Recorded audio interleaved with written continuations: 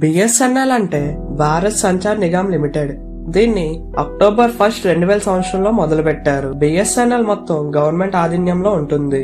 లాభం వచ్చినా నష్టం వచ్చినా మొత్తం గవర్నమెంటే చూసుకుంటుంది. ఈ బిఎస్ఎన్ఎల్ పై 2002లో మొబైల్ సర్వీసెస్ ని స్టార్ట్ చేశారు.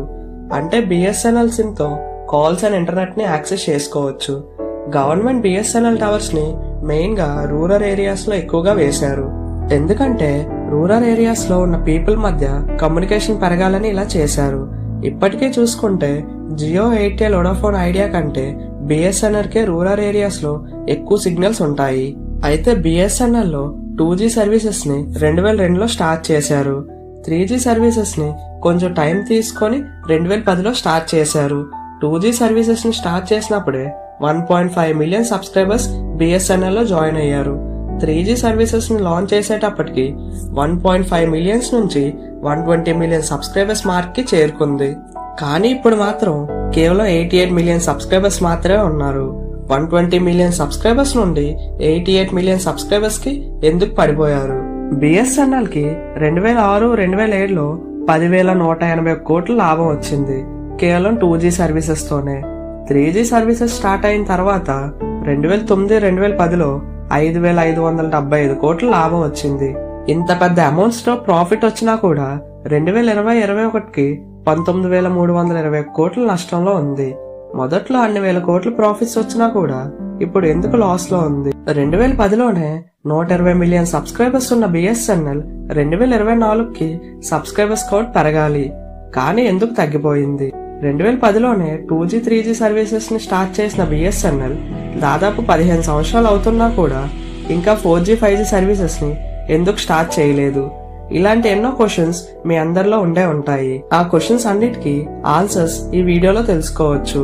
ఈ వీడియోని ఎక్కడ స్కిప్ చేయకుండా చూడడం ద్వారా మీకు టాపిక్ క్లారిటీగా అర్థం అవుతుంది. ఇంకెందుకు ఆలస్యం, let's begin our episode. BSNL ఇన్ని వేల కోట్లు లాస్ అవ్వడానికి 2010లోనే 2G, 3G సర్వీసెస్ తెచ్చినప్పటికీ దాదాపు 15 సంవత్సరాలు అవుతున్నా కూడా 4G, 5G సర్వీసెస్ ని ఎందుకు లాంచ్ చేయలేదు?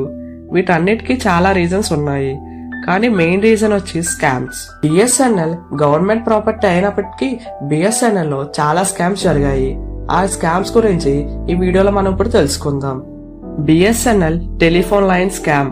దయానిధి మారెన్ ఒకప్పుడు టెలికమ్యూనికేషన్స్ మినిస్టర్. ఆ మినిస్టర్ హోదాని ఉపయోగించుకొని కొంతమంది బిఎస్ఎన్ఎల్ ఎంప్లాయీస్ తో కలిసి ఈ స్కామ్ చేశాడు.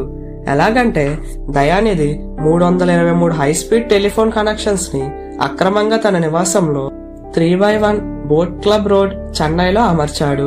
గవర్నమెంట్ కి డౌట్ రాకుండా ఉండడానికి ఆ దొబ్బేసిన 323 టెలిఫోన్ కనెక్షన్స్ ని chief general manager of BSNL పై రిజిస్టర్ చేయించాడు.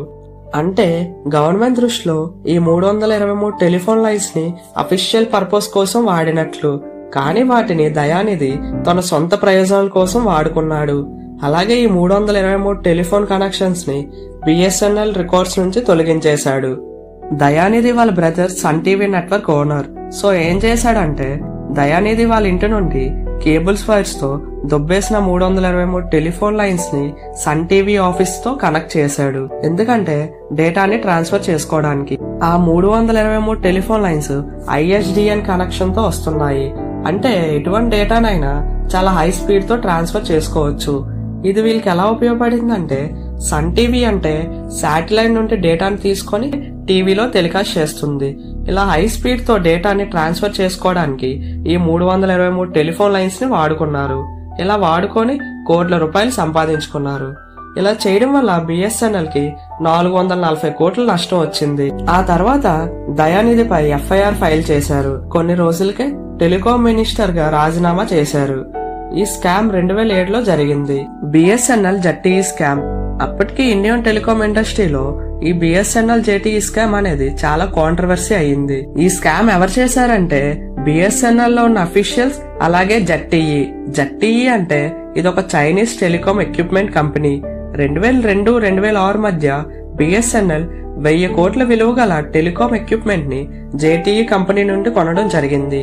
అయితే ఎక్విప్మెంట్ ఉన్న ప్రైస్ కన్నా 2 times ఎక్కువ పెట్టి కొన్నారని చాలా మంది బిఎస్ఎన్ఎల్ పై ఎలిగేషన్ వేశారు. అయితే సుప్రీంకోర్టు దీనిపై సిబిఐ ఇన్వెస్టిగేషన్ వేసింది. సిబిఐ విచారణలో ఏం తెలిసిందంటే బిఎస్ఎన్ఎల్ అఫీషియల్స్ జేటీఈ కంపెనీ నుండి లంచం తీసుకొని ఈ 1000 కోట్ల డీల్ ని ఆ చైనీస్ కంపెనీకి వెళ్లేటట్టు చేశారు. అలాగే జెడ్టీఈ కంపెనీ ప్రొవైడ్ చేసిన ఎక్విప్మెంట్ వల్ల మన ఇండియన్ టెలికాం నెట్వర్క్ రిస్క్ లో పడింది. ఇంక సిబిఐ వాళ్ళు ఈ స్కామ్ లో ఉన్న బిఎస్ఎన్ఎల్ అఫీషియల్స్ ని అలాగే జెడ్టీఈ ఎగ్జిక్యూటివ్స్ ని అరెస్ట్ చేశారు. ఇండియన్ గవర్నమెంట్ 2008లో జేటీఈ కంపెనీని బ్లాక్ లిస్ట్ చేశారు.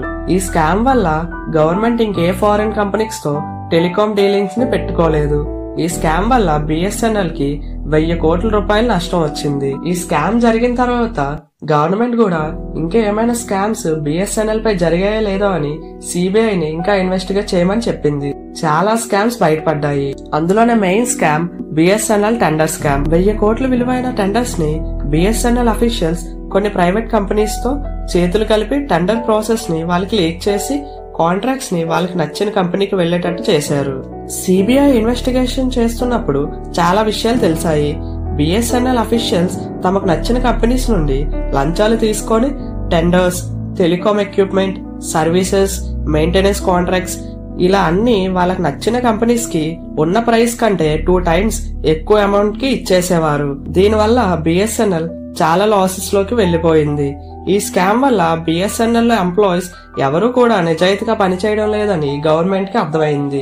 ఈ బిఎస్ఎన్ఎల్ టెండర్ స్కామ్ వల్ల ఇండియాలో కరప్షన్ ఎలా జరుగుతుందో ప్రజలకు అర్థమైంది.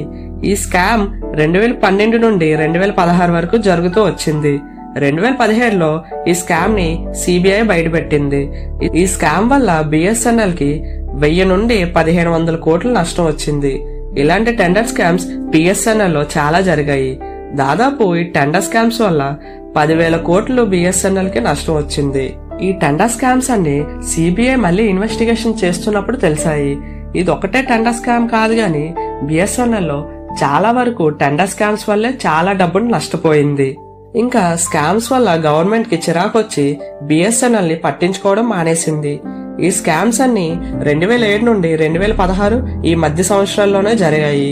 ఇంకా అప్పటి నుండి బిఎస్ఎన్ఎల్ లో కేవలం 2G, 3G సర్వీసెస్ ని కొనసాగిస్తూ వచ్చారు. 4G, 5G సర్వీసెస్ ని ఎక్స్పాండ్ చేసే ఆలోచనలో కూడా గవర్నమెంట్ లేదు. ప్రజలకు తక్కువ ప్రైస్ కి ఎక్కువ బెనిఫిట్స్ అందించడానికి బిఎస్ఎన్ఎల్ ని స్టార్ట్ చేశారు. కానీ మధ్యలో ఇన్ని స్కామ్స్ అయ్యాయని గవర్నమెంట్ కి లేట్ గా తెలిసింది. సో ఇంకా అప్పటి నుంచి 2G, 3G సర్వీసెస్ ని కంటిన్యూ చేస్తూ వచ్చారు. ఇంకా బిఎస్ఎన్ఎల్ ఎంప్లాయీస్ కి శాలరీ ఇచ్చుకుంటూ వస్తున్నారు. ఒకవేళ బిఎస్ఎన్ఎల్ లో ఈ స్కామ్స్ ఏవి జరగపోయి ఉండుంటే 2007, 2016 సమయంలోనే బిఎస్ఎన్ఎల్ లో 4G, 5G సర్వీసెస్ ని స్టార్ట్ చేసేవారు. ఎందుకంటే ఆ సమయంలోనే 4G, 5G సర్వీసెస్ ని స్టార్ట్ చేయడానికి టెండర్స్ వేయడం, అలాగే వేరే కంపెనీ నుంచి టెలికాం ఇన్స్ట్రుమెంట్స్ కొనడం స్టార్ట్ చేశారు. కానీ ఇన్ని స్కామ్స్ బయటపడడం వల్ల గవర్నమెంట్ కూడా ఇంకా 4G, 5G సర్వీసెస్ ని ఎక్స్పాండ్ చేసేందుకు ఇష్టం లేదు. సో అప్పటి నుంచి బిఎస్ఎన్ఎల్ లో 4G, 5G సర్వీసెస్ అయితే అవైలబుల్ గా లేవు. ఈ వీడియో మీకు ఇన్ఫర్మేటివ్ గా అనిపిస్తే లైక్ చేసి మీ ఫ్రెండ్స్ అండ్ ఫ్యామిలీ మెంబర్స్ కి వీడియోని షేర్ చేయండి. అలాగే ఇలాంటి ఎన్నో ఇన్ఫర్మేటివ్ వీడియోస్ కోసం మన ఛానల్ సబ్స్క్రైబ్ చేసుకొని దాని పక్కన గన్ సింబల్ ని యాక్టివేట్ చేసుకోండి.